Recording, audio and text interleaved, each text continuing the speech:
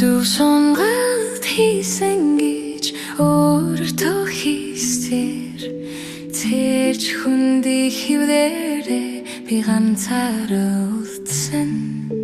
Цаг нь биш байсны лэлнэр чимдээгүй харж дотроо ингэхэн зөв гэж шивэнсэн.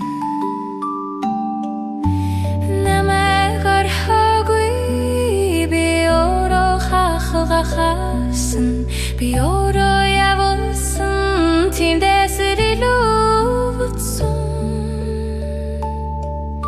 Чиний сайн сайхны төлөөр сонголт надад байгаагүй.